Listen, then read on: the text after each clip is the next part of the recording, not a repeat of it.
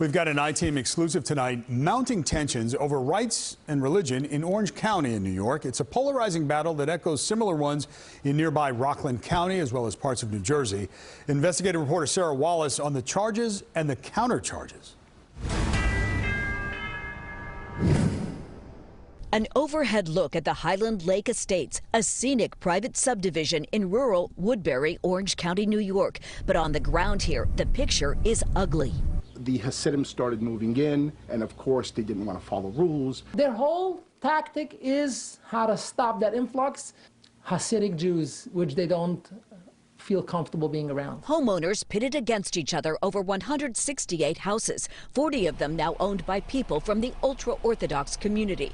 In 2018, several of them filed a federal lawsuit claiming the Homeowners Association and board members discriminated against the Hasidim on account of their religion, amending bylaws, for instance, to prevent the showing of houses for sale on Sundays. They saw a Jewish agent showing homes. They hired a security company and they called the police for every showing. Many Hasidic residents stopped paying dues. In this case, they spent tens of thousands of dollars or even more to put up a gate. I think I do have a right not to pay money that will be used to discriminate against me. They didn't want to pay their HOA dues, and that's not being a good neighbor. I'm accepting to anyone who wants to move to this neighborhood. We want diversity. We want to keep it that way. What we don't want is to have this neighborhood become a neighborhood based on a religion. HOA members claim that one of the homes has been turned into a synagogue without proper permits. That's a central issue in the rancorous legal back and forth. They cannot simply decide they're going to operate a home as an illegal synagogue because it is, aside from illegal, it is dangerous. You have to adapt the laws to those people who live in your community. When Jews want to move into the community, it's an invasion.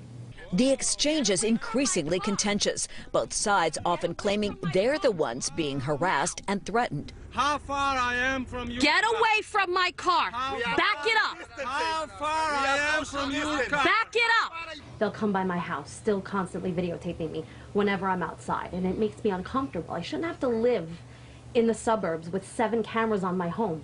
Maybe we were defending ourselves after being discriminated and after being harassed, but we are the ones initiating any harassment? Absolutely not. The only crime was that a Jew set foot in there. That was the crime. HOA members are now launching their own legal offensive. Their attorneys filing a notice of claim against Woodbury officials, including the police department. The allegations that they blindly follow whatever law enforcement path helps the Hasidic residents. They have just as much of a right to be treated fairly by the police department as everybody else. And that's not happening, and that's not fair. The argument always is, it sounds anti-Semitic.